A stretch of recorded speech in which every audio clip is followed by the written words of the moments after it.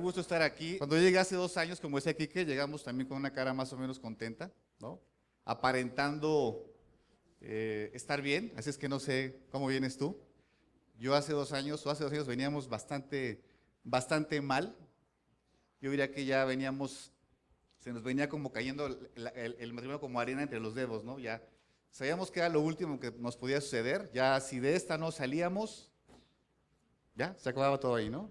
Justamente acabamos de tener una reunión con nuestra hija mayor que estaba en proceso de casarse y nos compartía el tema de que iba a haber aquí una conferencia, ¿no? Entonces dijimos, bueno, pues vamos, ya no hay más que hacer, ¿no?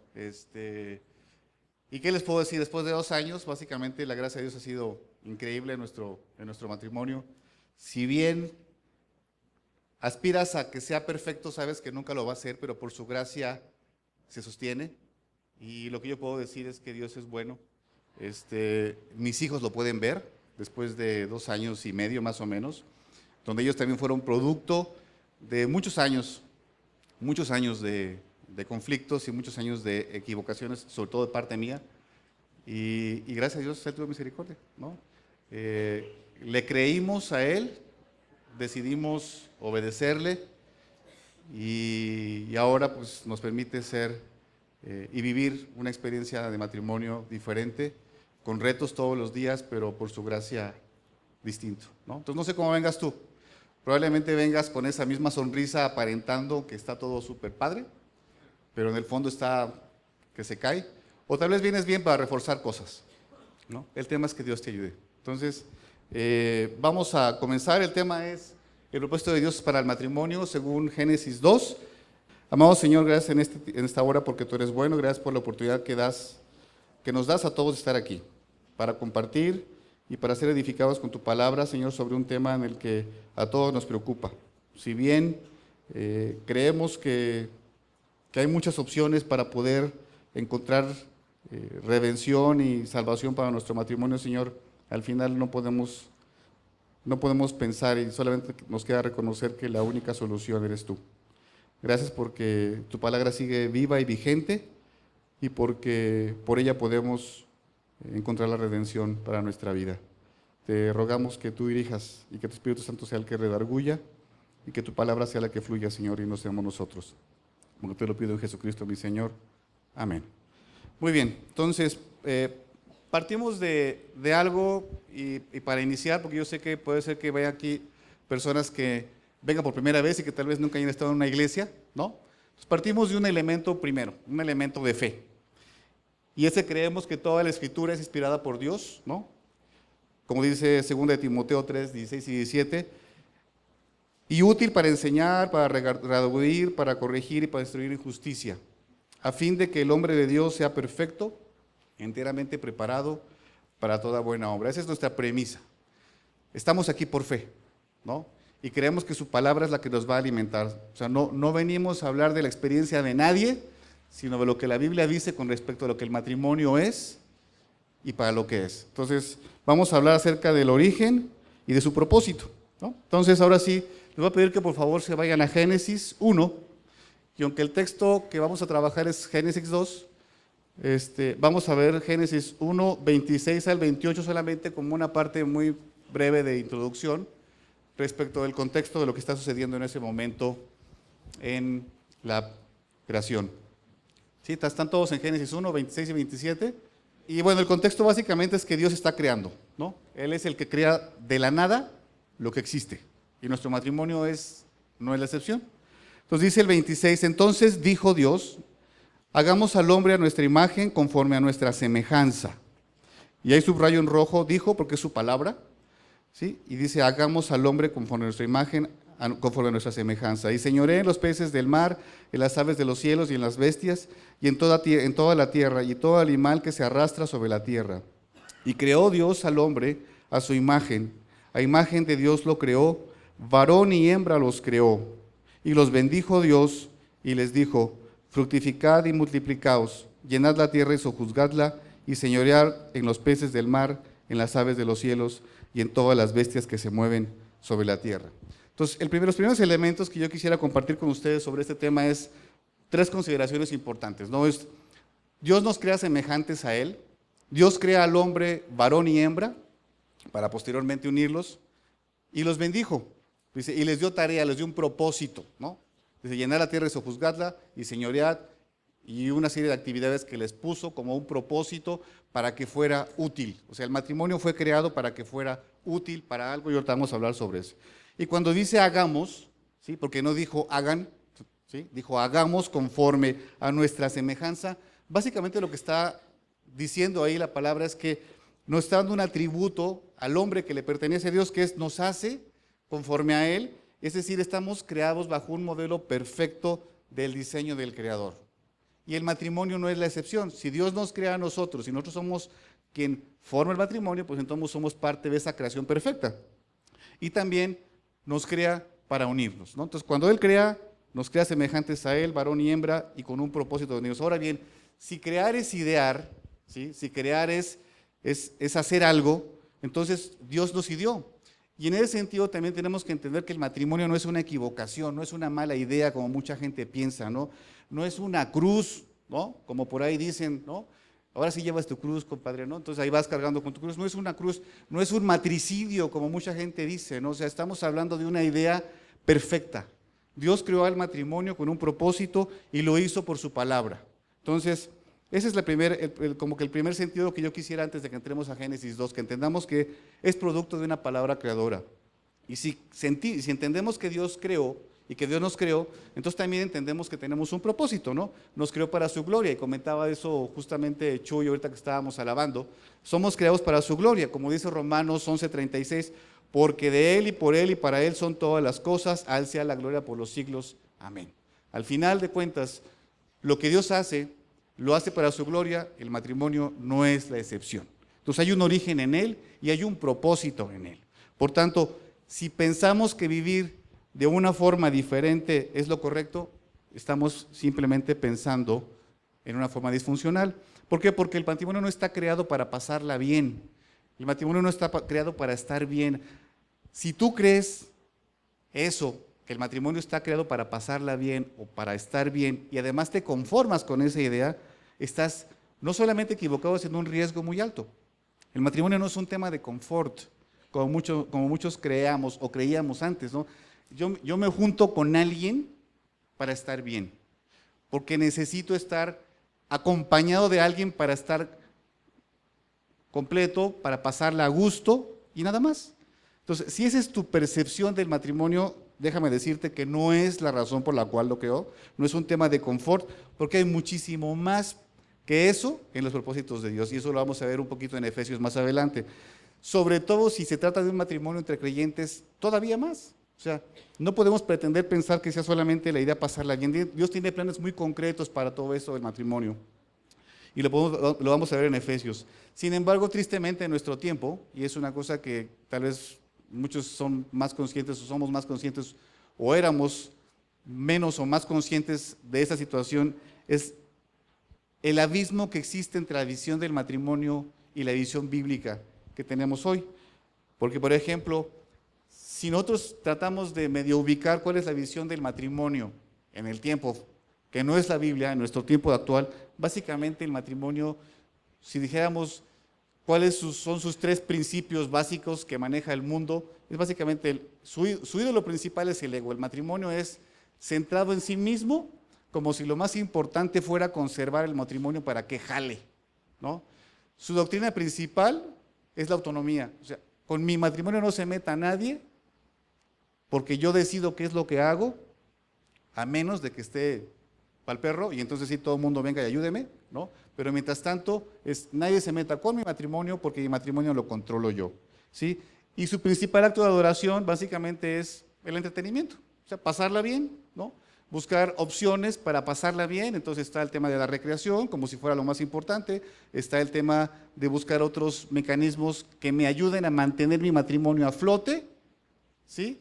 Para que medio funcione y aparentemente funcione bien, ¿no? Entonces, esa es la visión que tiene el mundo actualmente del matrimonio, ¿sí? Y, bueno, no digamos acerca de otro tipo de placeres cuando ya matrimonios rayan en temas mucho más complicados de desenfreno, ¿no? Pretender que el matrimonio básicamente se sustenta en el confort no solamente es ingenuo, sino también es satánico si lo ponemos desde ese punto de vista. Si creemos que eso es el fin, estamos mal, ¿no? Porque lo que Dios hizo fue crear esta institución y justamente lo que Satanás quiere es destruir esa institución. Entonces, pensar que el confort es lo que lo sostiene, no solamente es ingenuo, sino también es satánico. Estamos dándole la razón a Satanás acerca del que el matrimonio no está hecho para la gloria de Dios. Por eso, y precisamente por eso, el mundo no puede saber lo que es el matrimonio sin aprenderlo de él, porque Dios fue el que lo creó. Entonces, si Dios crea el matrimonio, solamente a través de él es que podemos entender para qué es el matrimonio. ¿Estamos de acuerdo? Y está diseñado para la alabanza de su gloria. Eso lo podemos ver y no vamos a meternos ahorita en Efesios 1, pero si ustedes quieren tomar nota, Efesios 1, 5 y 6 y Efesios 1, 11 y 12, justamente habla que todo lo que somos y lo que hacemos es para la alabanza de su gloria, ¿no? En ese sentido, es muy importante que no perdamos de vista eso, ¿sale? Entonces ahora sí, partiendo de esto vamos al capítulo 2, que es donde realmente está el tema, pero quería partir acerca de que no perdiéramos de vista el origen que proviene de Dios. Entonces dice el capítulo 2, fueron pues acabados los cielos y la tierra y todo el ejército de ellos, y acabó Dios en el día séptimo la obra que hizo, y reposó el día séptimo de toda la obra que hizo. Y bendijo Dios al séptimo día y lo santificó, porque en él reposó de toda la obra que había hecho en la creación.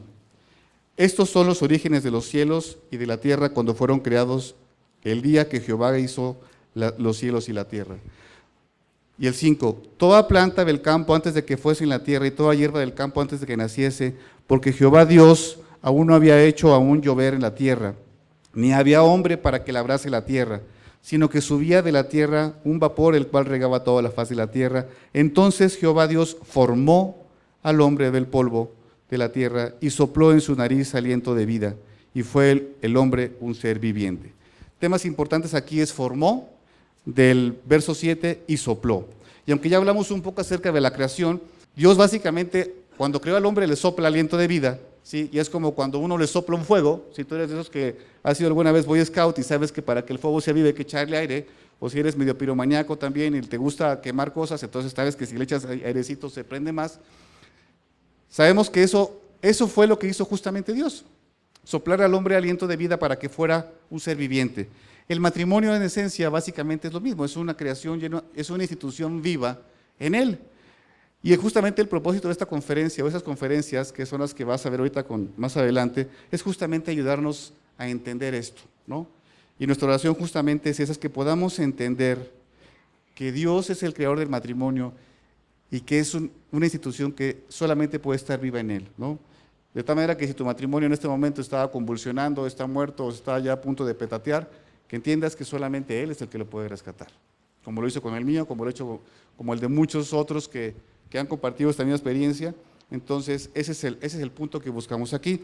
Dice el verso 15, tomó pues Jehová Dios al hombre y lo puso en el huerto del Edén para que lo labrara y lo guardase. Y mandó Jehová Dios al hombre diciendo, de todo árbol del huerto podrás comer, mas del árbol de la ciencia del bien y del mal no comerás, porque el día que de él comieres, morirás. Elementos importantes, tomó pues Dios, como dice el verso 15, y lo puso. Y mandó Dios al hombre diciendo. Entonces, aquí nada más lo que quiero hacer una referencia muy simple es interesante ver que la caída del hombre se centra básicamente en la desobediencia a Dios. El hombre tenía un solo mandamiento, él tenía todo, tenía el control de todo, y solamente Dios le dijo, una sola cosa no debes de hacer, no comerás de este árbol, ¿sí? Sin embargo, no le creyó y desobedeció, y eso fue lo que fracturó la relación entre Dios y el hombre, ¿sí? De tal manera que la caída del hombre no es producto de otra cosa más que de la desobediencia, no es producto del pecado original, como mucha gente cree que el sexo es el pecado original. Si no, imagínense cuando Dios le dice al hombre y lo crea, llenad la tierra y sojuzgarla, fructificados y multiplicados, es como casi decirle, es como decirle, te creo y ve y peca, ¿no? Entonces eso no es la razón, es la desobediencia. Y esa misma es la razón por la cual fracasamos en los matrimonios, porque le desobedecemos y no le creemos a Él, ¿no? Entonces, ese es el mensaje que yo quería compartir en ese pedacito. Y ahora sí, vámonos al verso 18, y tal vez es en donde hay mucha más información de la que creemos ver a simple vista respecto del matrimonio. Y dijo Jehová Dios: no es bueno que el hombre esté solo, le haré ayuda idónea para él. 3 elementos importantes. Y dijo su palabra: no es bueno que el hombre esté solo, le haré ayuda idónea. A Dios no le gustó en el contexto de la creación que el hombre estuviera solo, ¿no? De hecho, lo decreta de manera muy formal. O sea, Dios mismo decreta que la soledad del hombre no es buena. No es bueno que el hombre esté solo. ¿Qué sí es bueno entonces? Pues que tenga un complemento de su misma esencia, que tenga una ayuda idónea. Y por eso crea a la imagen de Dios también varón y hembra. Entonces Dios ve que eso no está bien. Y no es que se haya dado cuenta Dios como de repente, uy, creé todo y no me di cuenta que me faltó algo. No, los planes de Dios son perfectos. Si esto lo está sentando en su palabra es justamente para que entendamos y para que pudiéramos ver aquí en su palabra que Él deja claro que el hombre no debe estar solo. No es que se le pasó haber creado a la mujer y de repente se acordó cuando estaba Adán dándole nombre a todos los animales y haciendo la función que le encargó hacer, que de repente dijo, ups, se nos olvidó crear a la ayuda idónea, ¿no? O sea, ese no fue el tema. El tema es dejar registrado en su palabra que el hombre requiere una ayuda idónea, ¿sí? La soledad del hombre no fue planeada por una equivocación, ni fue planeada para ser llenada con otras cosas, como muchas veces creemos. O sea, la soledad del hombre no está creada para llenarse con hobbies, ni con trabajo, ni con mascotas, ni con tus compas, ¿no? Ni con tus brothers del alma. O sea, la soledad del hombre no está creada para llenarse con eso. La soledad del hombre básicamente está hecha para ser llenada con un complemento idóneo, que es la mujer, ¿sí? O sea, no se llena, y tristemente muchos hombres, y me refiero al género masculino, que creen que hay que autoencontrarse para encontrar el complemento que necesitamos para vivir, ¿no? Ya tienen 40 años tratando de encontrarse el perdido, ¿no? Y ahí va por la vida viendo a ver si se halla, ¿no? Porque todavía está ahí como jugando escondidillas, ¿no? 1, 2, 3 por mí que ya me encontré, ¿no? Entonces, no es así. El tema es, Dios crea al hombre y decide que su soledad no es correcta. Por tanto, es importante entonces crear conciencia de que necesitamos invertir tiempo en esa sociedad que se llama matrimonio, porque si Dios nos da esta oportunidad de tener esa sociedad y vivir en ella, lo mínimo que podemos hacer es invertirle tiempo, ¿no? Y entonces de ahí es donde cobra relevancia el concepto del date o cita famoso que mucho compartimos entre los matrimonios aquí en Horizonte. Necesitamos entender que es necesario cultivar el tiempo en pareja, ¿sí? Es importante tener ese interés mutuo para estar juntos y unidos, ¿no? Como dice ahí. O sea, es un asunto que debe ser intencionado, que debe ser planeado, que tenemos que tener en nuestra agenda. El tiempo en pareja es parte del cultivo que tenemos que tener porque Dios nos da la responsabilidad de estar juntos y unidos, ¿sí? Ahora bien, en este mismo sentido, el verso 18 tiene mucho más información. Dice, no es bueno que el hombre esté solo, le haré ayuda idónea. Eso quiere decir que también aquí la palabra nos hace ver que la mujer hace el complemento perfecto que necesitamos, ¿sí? La mujer nos hace completos en Dios, porque si a Dios no le pareció bueno que el hombre estuviera solo y sí le pareció que hubiera ayuda idónea, eso significa que entonces solamente en esa relación varón y hembra es que somos completos en Él, ¿sí? Si hablamos de completez, ¿no? Aunque esa palabra tal vez no existe, justamente solamente se da eso en Dios y solamente se da esa parte en la pareja, porque justamente lo que quería era completar ese diseño perfecto inicial que era el matrimonio. En consecuencia, hasta que no estamos casados no nos damos cuenta que no sabemos realmente manejar una relación de pareja, ¿sí? O más bien dicho, nos damos cuenta que no lo sabemos hacer, porque justamente parte de lo que sucede es que el matrimonio viene a salvarnos de esa situación de egoísmo al permitirnos vivir con una pecadora o un pecador igual que nosotros, porque esa es parte de la perfección del matrimonio en Dios. Dios junta a 2 personas pecadoras, imperfectas, y solamente allí es que entendemos que necesitamos a Él porque no sabemos amar ¿sí? Porque nos muestra nuestra incapacidad de hacerlo, ¿sí? Porque solamente cuando nos damos cuenta que en Él podemos perdonar y que en Él podemos amar, es cuando nos damos cuenta que no hemos aprendido nada acerca de lo que Jesús nos ha enseñado, ¿sí? Nuestra relación de amor en el matrimonio no comienza de manera horizontal, como muchas veces queremos. Nos pasamos la vida tratando de que la situación funcione simplemente entre las cosas que hacemos entre nosotros dos. Y se nos olvida que la única forma de que funcione es cuando hacemos que la relación vertical sea la que primera funcione en el matrimonio. Es como un triángulo, se dan cuenta que es geometría celestial. Si Dios no es el vértice principal del triángulo, en donde la relación inicial sea la de mi relación con Dios y la de mi esposa con Dios, la de abajo es imposible que suceda. Eso no hay manera que funcione. Entonces, esa es justamente lo que Dios nos muestra en ese tema de creó ayuda idónea, sustentada en Él. ¿Sí? El énfasis es vivir verticalmente para horizontalmente dar o llevar a la relación gracia y perdón, ¿sí? Ahora bien, ¿de qué más nos habla el verso 18? ¿Sí? Y me estoy yendo tal vez un poco rápido justamente porque el tema es que esto sea una introducción, solamente es un preámbulo para que podamos comprender que el matrimonio en Dios tiene sustento y propósito, y entonces sí poder entender con mucho más facilidad lo que nos va a compartir el pastor más adelante. Cuando habla acerca de idoneidad, te le haré ayuda idónea para él. Es interesante, hay dos elementos tal vez ahí que vale la pena que tengamos en cuenta. Uno, hay un contexto.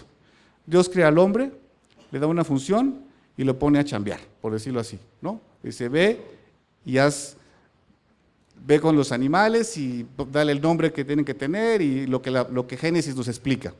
Entonces el hombre no está ocioso, el hombre está ocupado y Dios se da cuenta que requiere ayuda idónea, ¿no? Ese es un elemento importante.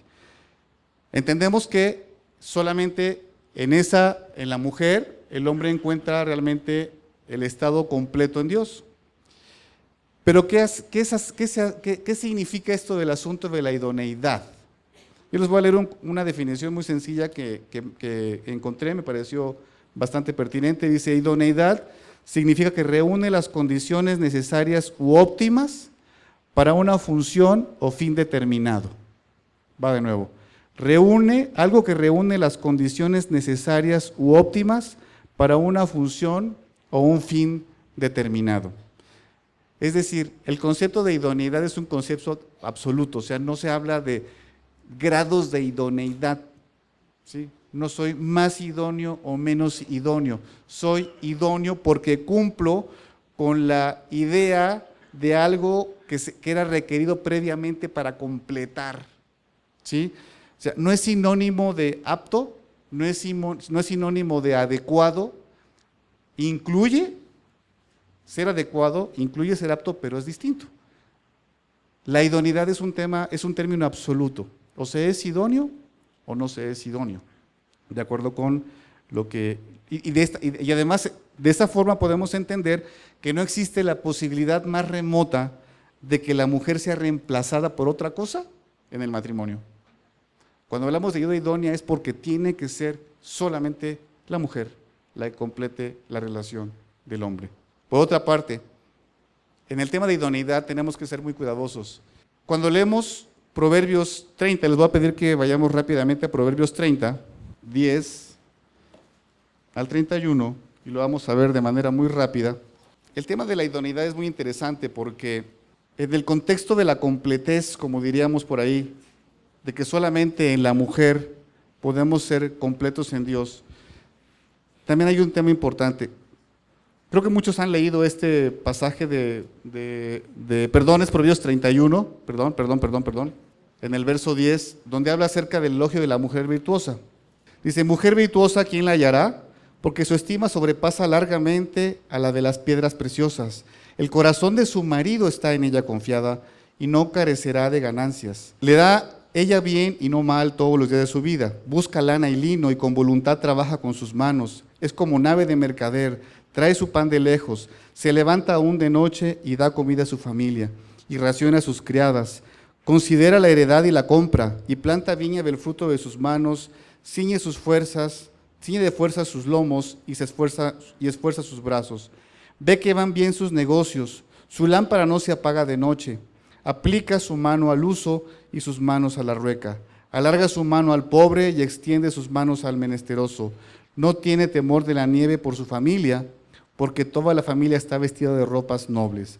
Ella se hace tapices de lino fino y púrpura su vestido. Su marido es conocido en las puertas cuando se sienta con los ancianos de la tierra. Hace telas y vende, y da cintas al mercader. Fuerza y honor son su vestidura, y se ríe de lo porvenir. Abre su boca con sabiduría, y la ley de clemencia está en su lengua. Considera los caminos de su casa, y no come pan de balde.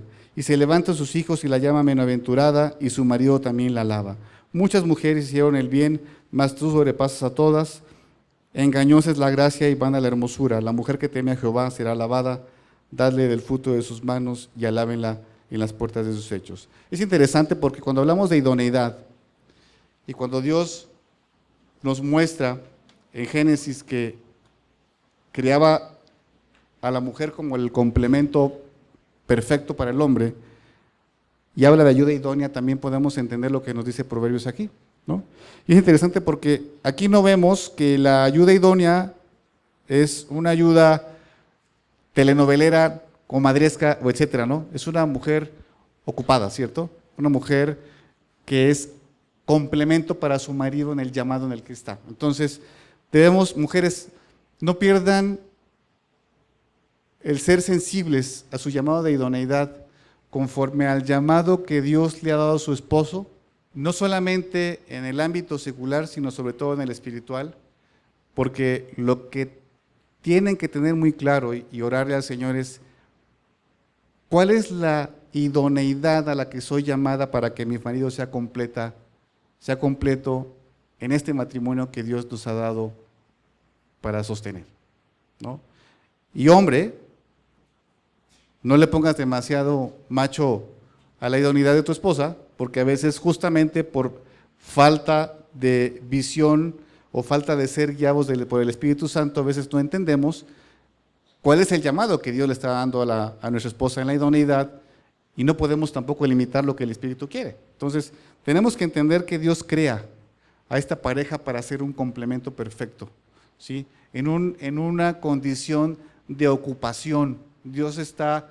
El hombre está ocupado haciendo cosas y se da cuenta que requiere a alguien idóneo para que le complemente en un momento de no ociosidad, ¿sí? Entonces el hombre está ocupado. Entonces ese es el contexto de la idoneidad. Y si bien al final de cuentas lo que busca Dios es completar la soledad del hombre, porque no es bueno que esté solo, y ese es el elemento más importante, no podemos tampoco perder de vista la forma en la que lo hace, ¿no?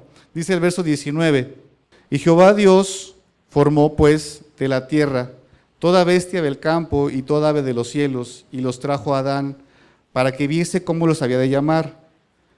Y todo lo que Adán llamó a los animales vivientes, ese es su nombre, que es el contexto del que hablábamos. Y puso a Adán nombre a toda bestia y ave de los cielos y a todo ganado del campo, mas para Adán no se halló ayuda idónea para él. Y es interesante cómo desde la creación Dios establece el tema de los roles, que más adelante en Efesios vamos a ver cómo los perfecciona o cómo les da mucha claridad, porque el hombre en este proceso está dirigiendo, está pastoreando, está haciendo una actividad, y Dios dice, mas para Adán no se halló ayuda idónea, ¿sí? De tal manera que el papel de la mujer es justamente esencial ayudando al hombre en el propósito que Dios le ha dado, ¿sí? Invertir los papeles es peligroso y tristemente en la actualidad es mucho más común ver que antes, como que antes no se veía, más bien dicho, antes no se veía tanto la dinámica en donde el papel se ha invertido, ¿sí?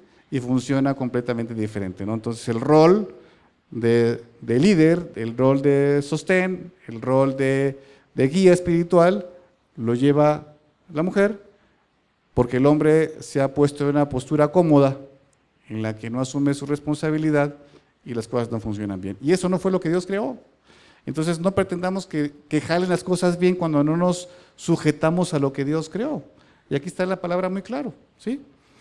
Dios instituyó roles y estos roles los estudió con una perspectiva eterna, como dice en Efesios, ¿sí?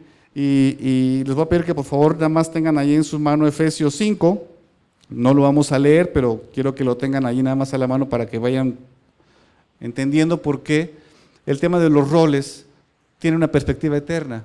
Es interesante cómo Dios aquí en Efesios compara el matrimonio con la relación de Cristo y la iglesia, ¿sí? Y a los esposos los compara con Cristo y a las mujeres las compara con la iglesia. A los esposos les ordena amar como a Cristo amó a su iglesia, y a las mujeres les instruye en someterse de la misma forma como la iglesia se somete a su Señor. Ese es el mensaje que debemos de entender. Y en eso también radica el tema de son complemento y soy ayuda idónea. Porque su impacto es eterno. Y Chuy lo comentaba hace ratito justamente, ¿no? Y me parecía muy interesante cómo sin haber compartido esto antes, él hablaba acerca de uno de los mejores testimonios de vida para un creyente es un matrimonio funcional, ¿sí? Cuando un matrimonio está formado a la imagen de Dios, es para el avance de su gloria, es como lo mismo que Dios hace con su iglesia, ¿no? Porque la iglesia solamente puede tener un impacto ante el mundo no creyente cuando está realmente vinculada a su Señor de una forma apropiada. De tal manera igual el matrimonio funciona de la misma forma. No hay mejor predicación que el testimonio de santificación progresiva de un matrimonio en Cristo, y no hay mejor púlpito que un hogar que muestre la gracia de Dios y donde sus hijos son aroma grato. La realidad es que de la misma forma como Efesios plantea la relación de Cristo y la iglesia, y es lo que hace que el mundo pueda creer que Él es el que ha venido a rescatar, un matrimonio en Cristo funciona de la misma forma. Un matrimonio en Cristo operando en santificación progresiva es el testimonio más poderoso que puede haber para que otra gente que no cree, sin necesidad de buscar más, entienda que hay algo mucho más poderoso que la voluntad del hombre haciendo algo allí, ¿sí? Por eso es interesante entender los roles que Dios le da al matrimonio desde la creación, ¿sí? Mujer, tu chamba no es llevar al matrimonio a buen puerto, ¿sí? Ni tu responsabilidad es el liderazgo espiritual, esa responsabilidad es la de tu marido. Tu responsabilidad es ser ayuda idónea, como dice el verso 18, porque la idoneidad es lo bueno. Dice Proverbios 18:22, por eso el que haya esposa, haya el bien y alcanza la benevolencia de Jehová, ¿sí? Nuestro llamado, hombres, es ser los responsables espirituales de nuestro hogar, ser los líderes y los que procuramos el sustento de él, ¿sí? De tal manera que podamos cumplir con el rol que Dios nos ha dado desde creó el matrimonio. Dice el verso 21, entonces Jehová Dios hizo caer en sueño profundo sobre Adán, y mientras éste dormía tomó una de sus costillas y cerró la carne en su lugar. Y de la costilla que Jehová Dios tomó del hombre, hizo una mujer y la trajo al hombre. Y es interesante porque dice hizo una mujer, ¿no? No hizo otro hombre, ni se lo trajo, como sucede muchas veces, ¿no? Y la hizo de su misma esencia, para que fueran una sola carne, ¿sí? Tomó de sus costillas, y de lo mismo que el hombre estaba creado ante Dios, lo hizo la mujer, ¿no? Y no es como no es precisamente el verso ese que por ahí luego circula en internet de que la mujer no fue creada, ¿no? de la cabeza para que estuviera sobre su marido, ni fue creada sí, muy romántico, ¿no? Que les encanta, pero el tema no es ese, el tema es, fue creada de su misma esencia, para que fueran uno, y fue creada mujer, ¿sí? Y es interesante porque la trajo al hombre, ¿sí? Es decir, Dios entrega la primera novia en la historia. Por eso, padres, como mensaje para nuestros hijos es, si Dios le trajo al hombre, entonces debemos entender que a quien se le debe pedir esposa es a Dios, ¿no? Es lo que diríamos, creo que el mensaje es claro. Dios la crea, la trae y Dios crea una mujer y se la trae al hombre. Entonces, será muy bueno que nuestros hijos entendieran que las esposas se le piden a Dios y no las anda uno buscando por ahí a ver qué encuentra, ¿no? Dice el verso 23, dijo entonces Adán, esto es ahora hueso de mis huesos y carne de mi carne. Esta será llamada varona porque del varón fue tomada. Por tanto, dejará el hombre a su padre y a su madre y se unirá a su mujer y serán una sola carne. Elementos importantes aquí son dejará el hombre a su padre y a su madre, o sea, en consecuencia de todo lo anterior, de que el hombre creó a una mujer de su misma esencia, de que buscó ayuda idónea para que el hombre no estuviera solo, ¿sí? Le dice, dejas a tu padre y a tu madre, te unes a tu mujer y serán una sola carne. Y en Mateo 19, 4, 6 dice algo parecido, cuando le preguntan a Jesús al respecto, y él les contesta y dice, ¿no habéis leído que el que los hizo al principio varón y hembra los hizo? Y dijo, por esto el hombre dejará padre y madre y se unirá a su mujer y los dos serán una sola carne. Así que ya no son más dos, sino una sola carne. Por tanto, lo que Dios unió, no lo separe el hombre. ¿Sí? O sea que no se vale decir, Dios, gracias por la oportunidad, ¿no? Aquí la dejo, ¿no? Está con el tanque lleno, nada más le di un rayón y ya, ¿no? Así como cuando se entrega un carro, ¿no?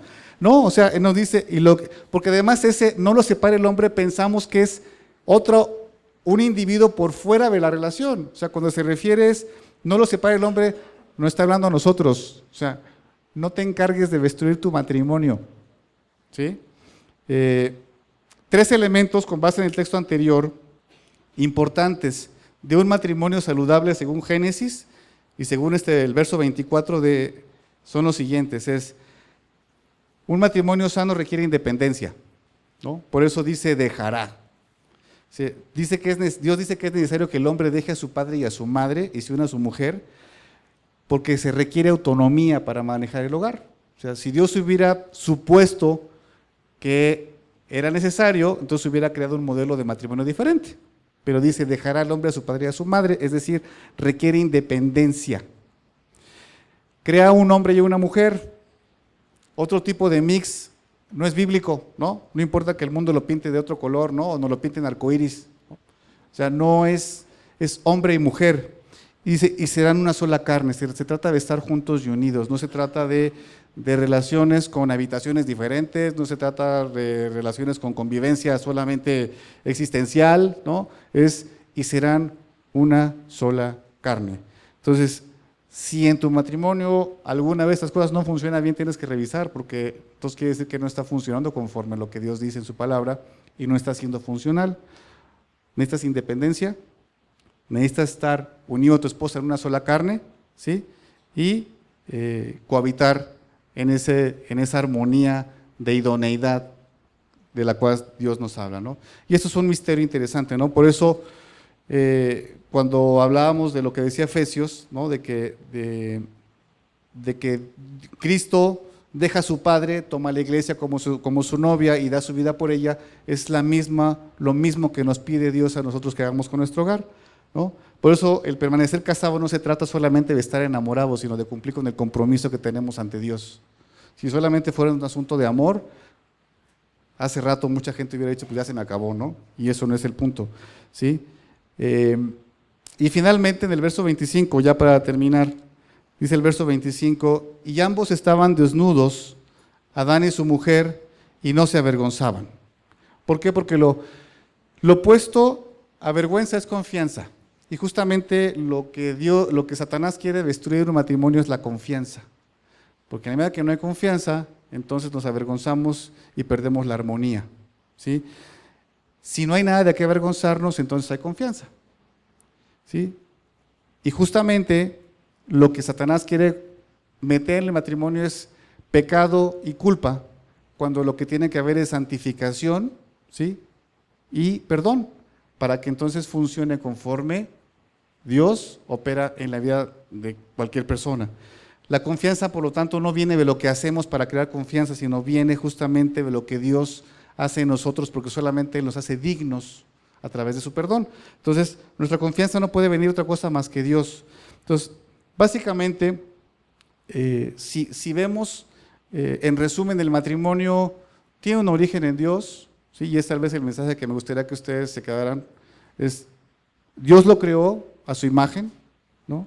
Lo creó para ser dependientes de Él en una unidad de varón y hembra, ¿sí? Y lo creó con un propósito, para alabanza de su gloria. No hay nada más que hacer. Todo lo que ustedes van a ver en las siguientes, y lo que siempre vemos en Juntos y Unidos, por eso esta conferencia o esta plática inicial, lo que busca es que no perdamos el sentido de lo que Dios hizo con el matrimonio, o cómo Dios lo crea y para qué lo creas, para que entendamos todo lo demás. Eso es un paso de fe, ¿sí? Y por experiencia personal, déjenme decirles ya como un secreto para terminar, no hay manera de sacar un matrimonio adelante si Dios no está en medio de él. O sea, si Él no es la parte más importante de la fórmula, no hay manera de que funcione. O sea, no perdamos el tiempo tratando de creer que hay otras formas de que el matrimonio funcione.